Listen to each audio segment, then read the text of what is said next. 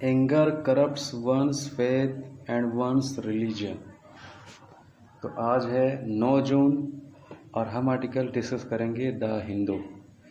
तो आज का कोर्स मैंने पढ़ा anger corrupts one faith and one's religion, कि गुस्सा इंसान के व्यक्तित्व को बर्बाद कर देता है, भ्रष्ट कर देता है, एंड वंस रिलीजन और उसके धर्म को भी बर्बाद कर देता है। तो गुस्सा इंसान के अंदर इनर सेल्फ को भी बर्बाद कर देता है और जो आउटर सेल्फ है, जो रिलीजन जो प्रैक्टिस कर रहा है, उसे भी वो बर्बाद कर देता है। यानी कि जब हम गुस्सा होते हैं तो गुस्सा के वक्त जो भी हम करते हैं अप्रॉक्स 99% ये चांस होता है कि वो गलत ही होगा।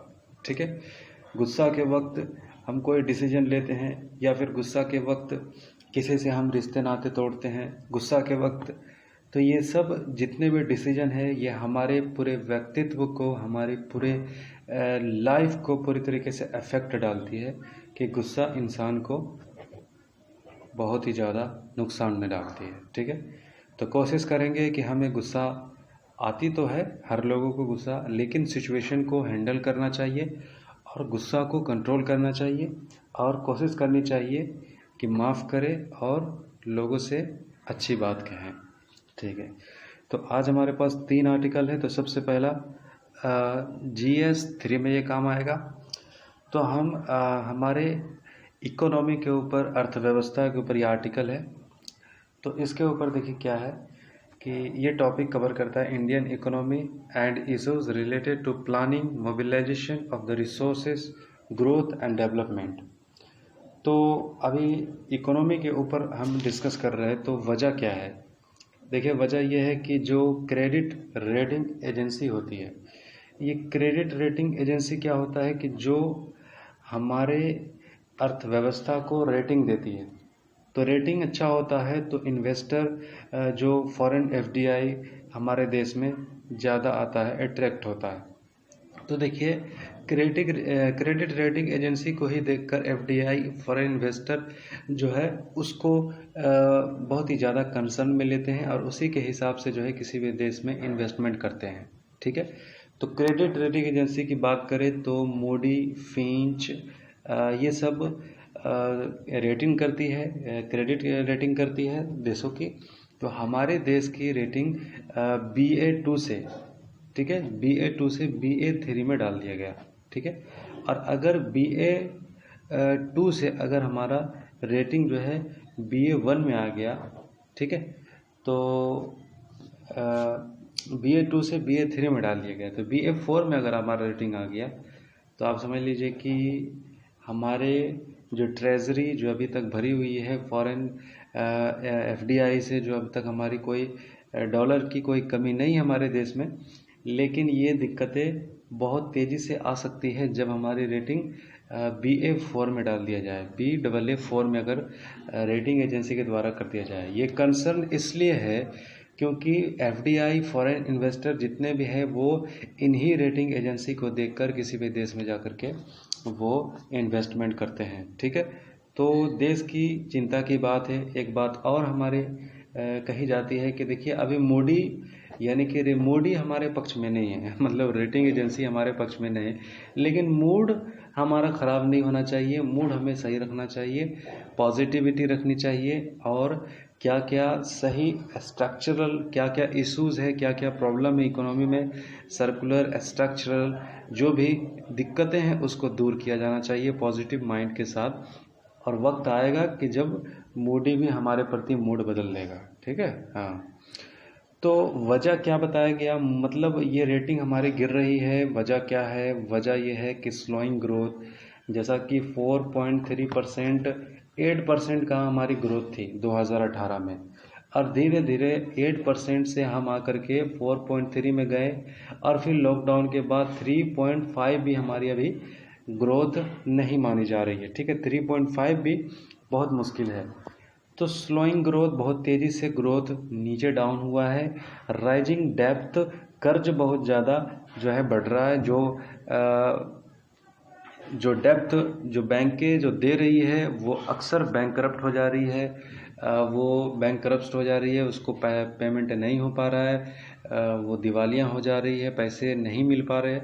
तो राइजिंग कर्ज बढ़ रहा है, बैंकों के ऊपर कर्ज बढ़ रहा है और कहा जा रहा है कि तकरीबन 13 लाख करोड़ से ज़्यादा जो है बैंकों के ऊपर कर्ज की भार है। ठीक है, तो ये एक बहुत ही मेन रीज़न है हमारी रेटिंग गिरने की। और तीसरी, फाइनेंशियल सेक्टर वीकनेस, जैसे कि एनबीएफसी की बात कर ले या आईएफएस क्राइसिस की बात। एनबीएफसी क्या होता है? Non banking financing institute. ये भी इंफ्रास्ट्रक्चर प्रोजेक्ट के लिए और छोटे मोटे कारोबार के लिए लोन प्रोवाइड करती है, लेकिन ये भी जो है बैंकरप्ट हो गई। तो फाइनेंशियल इंस्टीट्यूशन जितना भी हमारे, तो इसका भी जो है वीकनेस, कमजोरियाँ हुई है। यस बैंक जैसे कि हमने देखा कैसे बैंकरप्ट हो गई थी, तो उसी के तहत एक और बैंक बैंकरप्ट हुई। क्या नाम था उसका? उसका नाम था पीएमसी बैंक, हाँ, पंजाब महाराष्ट्र कोऑपरेटिव बैंक। ठीक है, तो ये भी बैंकरप्ट हो गई। तो ये सब जो फाइनेंशियल इंस्टीट्यूशन है, ये वीकनेस, ये 3 वजह यहाँ पर है। तो और एक चीज़ देखिए कि हमारी फिस्कल डेफिसिट, अगर सेंटर गवर्नमेंट और स्टेट गवर्नमेंट अगर दोनों को मिला दिया जाए, तो दोनों को मिला करके 12% ऑफ हमारे देश की जीडीपी फिस्कल डेफिसिट में है, मौद्रिक घाटे में अभी चली गई है, सेंटर और स्टेट दोनों की। ठीक है, तो अब वजह तो वही है, वीक ग्रोथ अगर अच्छी रहती तो फिस्कल डेफिसिट 12% नहीं होता। ठीक है, फिस्कल डेफिसिट जो है एक अमूमन 3 to 4% होनी चाहिए, 3 to 6% से ज़्यादा नहीं रहनी चाहिए, 3 to 4% एबव है तो ये रिस्पॉन्सिबिलिटी आरबीआई के पास होती है कि वो उसको रेगुलेट करे। लेकिन इस बार जो है सेंटर स्टेट की फिस्कल डेफिसिट मान ले तो 12% ऑफ जीडीपी हो चुका है। वीक ग्रोथ है, इसी वजह से है। राइजिंग बैंक करप्सी, जो कि दिवालियाँ हो रहे हैं, इंक्रीज स्ट्रेस, और जितने भी कर्ज है वो सब स्ट्रेस में बदलते जा रहा है, सब जो है कहले कर्ज में बदलते चले जा रहा है। तो ये वजह है। तो अब वजह क्या है कि ये तो हमने देख लिया, अब इसका हल क्या करना चाहिए, इसका सॉल्यूशन क्या है? तो पहली बात है कि लॉकडाउन है हमारे देश में, जो है कंजप्शन और डिमांड ये सब प्रभावित हो चुकी है। तो इसके लिए लोगों के पास डिमांड नहीं है। डिमांड क्यों नहीं है? लोगों के पास पैसे नहीं है।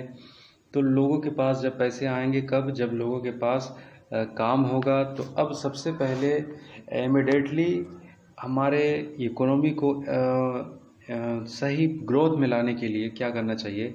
तो डिस्क्रिमिनेटरी फिस्कल स्टिमुलस करनी चाहिए, जो 1% ऑफ जीडीपी होनी चाहिए। ठीक है, तो डिस्क्रिमिनेटरी क्या होता है कि सपोज सरकार जो है डायरेक्टली इकोनॉमी में कुछ ऐसे इनिशिएटिव ले, ऐसे कदम उठाए कि उसको लोगों के पास बचत हो, लोगों के पास पैसे आए और लोग जो है, और ये होना चाहिए 1% ऑफ जीडीपी। तो लोगों के पास ये चीज़ होगी तो वो मार्केट में डिमांड इंक्रीज करेंगे। ठीक है, तो ये चीज़ तो ठीक है, लेकिन जो इम्पोर्टेंट बात है कि cut off tax people spend more, कि लोग के इंक्रीज डिमांड करने के लिए आप टैक्स में कटौती करते हैं, और जो स्पेंडिंग है ज़्यादा से ज़्यादा करे, यानी कि गवर्नमेंट ज़्यादा खर्च करे और टैक्स में कटौती करे। तो इससे लोगों के पास पैसे आएंगे और फिर इससे फिर मार्केट में डिमांड वो करेंगे। तो सवाल ये है कि सरकार के पास ये पैसे कहाँ से आएंगे, किस तरीके से आएंगे? तो ये भी एक बहुत ही बड़ा सवाल है। तो देखिए, सरकार कहाँ से जुगाड़ करेंगी, पैसे कहाँ से लाएंगी? तो क्या करना है कि we need increase discriminatory fiscal stimulus without increasing public डेब्ट। तो मार्केट में जो है डिमांड भी लाना है, लोगों के हाथ में पैसे भी लाना है, सपोर्ट करना है, स्टिमुलस करना है। तो और साथ ही साथ हमें कर्ज से भी बचना है। पब्लिक कर्ज भी हमारे ऊपर, पब्लिक डेब्ट भी नहीं होनी चाहिए, और फिर इस प्रॉब्लम का सॉल्यूशन भी निकले। तो इसके लिए क्या कर सकती है सरकार? मोनिटाइजेशन कर सकती है of deficit, that is central bank providing fund to the government. तो जो सेंट्रल गवर्नमेंट आरबीआई की जो फंड है, ठीक है, मॉनेटरी, जो भी आरबीआई के पास जो भी सेंट्रल फंड जो भी तो वो क्या कर सकती है, सेंट्रल गवर्नमेंट को वो प्रोवाइड कर सकती है, वो दे सकती है। तो इसके लिए भी अब दो वजह है, ठीक है। तो वो फंड दे सकती है, लेकिन वो फंड के लिए भी सवाल ये है कि एक तरह का उसके लिए जो है नोट इशू करना पड़ेगा, ठीक है। तो फंड भी एक लिमिटेड टाइम से ज़्यादा नहीं कर सकती, इसके लिए भी जो है प्रॉब्लम खड़ा हो सकता है, ठीक है।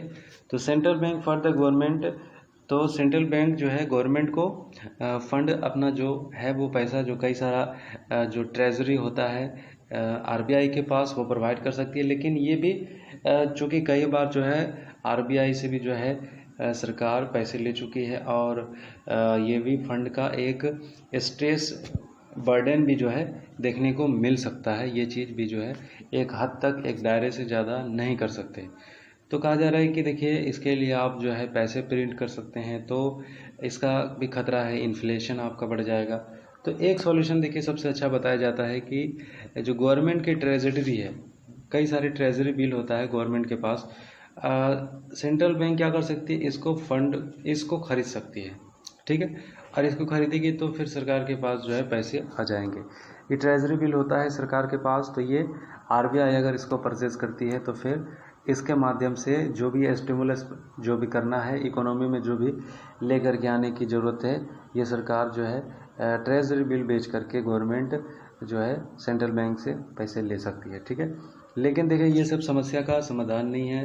ग्रोथ बहुत इम्पोर्टेंट है, और सर्वोच्च हमारे देश में जो भी स्थिति अभी लॉकडाउन की है, जल्द से जल्द अगर इसका जो है समस्या का समाधान हो जाए तो बेहतर है, नहीं तो फिर ज़्यादा वक्त तक भी जो है गवर्नमेंट स्टिमुलस पैकेज वगैरह ये सब नहीं कर सकती है।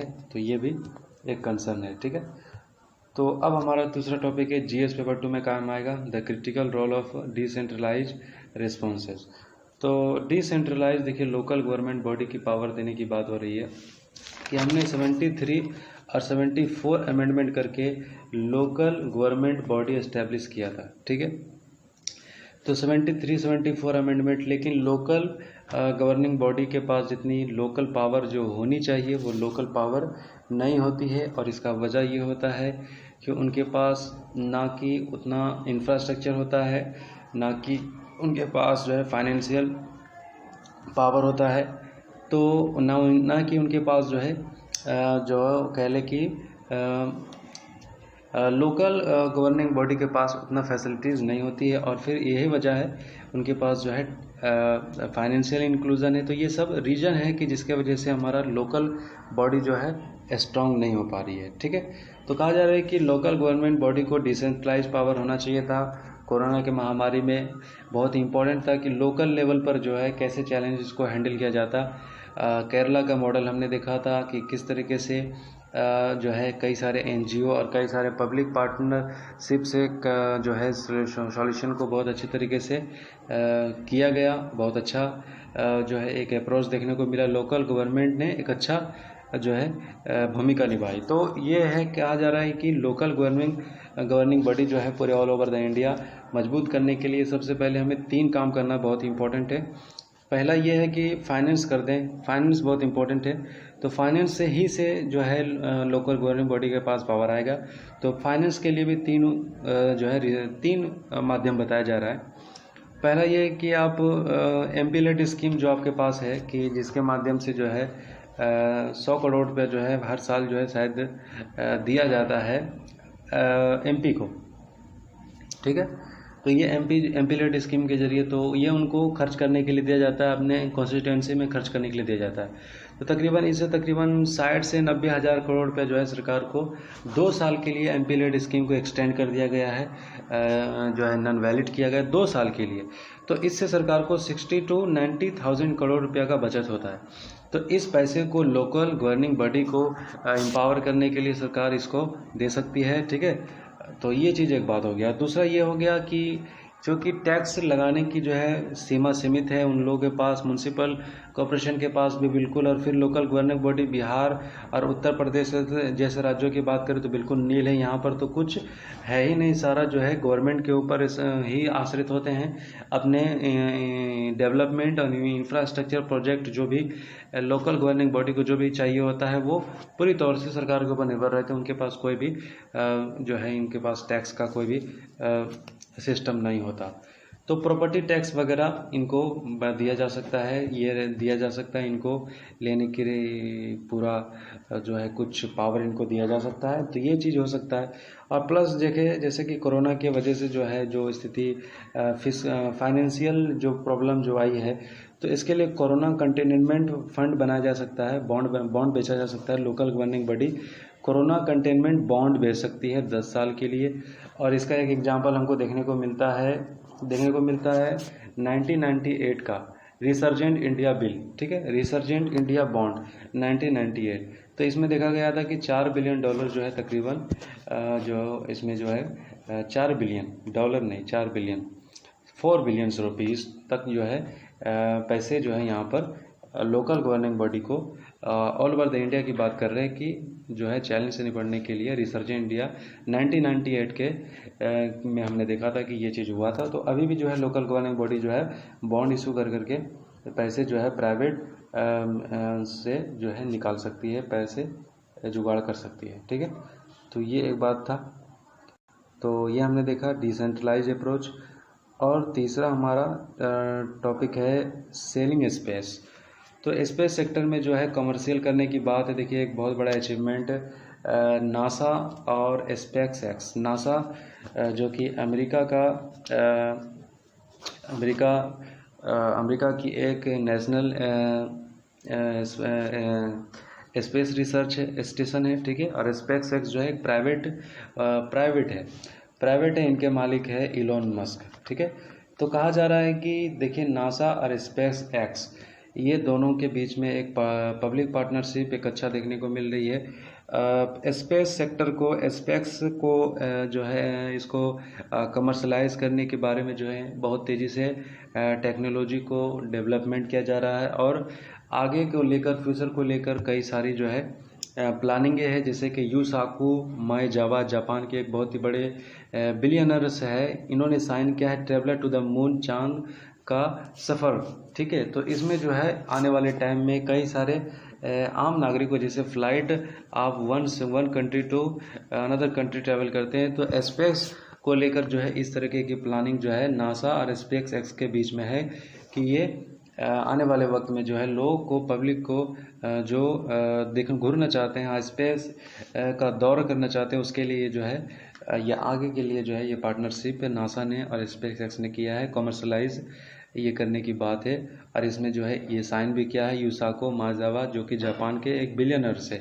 तो ये एक देखिए बात कही जा रही है कि स्पेस को जो है कमर्शलाइज किया जा रहा है आने वाले टाइम में। तकरीबन 5 से 10 साल की बात की जा रही है कि 2020 से लेकर के 2030 तक $500 बिलियन से भी ज़्यादा जो है इसमें जो है आने वाले वक्त में स्पेस में जो है ये रेवेन्यू जनरेट होने वाला है, जो है ये जो कह लें कि डेवलपमेंट होने वाला है। तो इसमें जो है हमारे देश का भी एक अच्छा पार्टिसिपेशन हो सकता है, हमारे देश इसरो का भी जो है कर सकती है। तो सपोज ये है कि इसरो देखिए इंडिविजुअली काफ़ी मतलब प्रोग्रेस कर रही है, बहुत आगे बढ़ रही है, लेकिन हमारे देश में जो प्राइवेट जो इसमें होना चाहिए, प्राइवेट कोई बॉडी नहीं है जो कि इसमें रिसर्च में जो है भाग लेती है।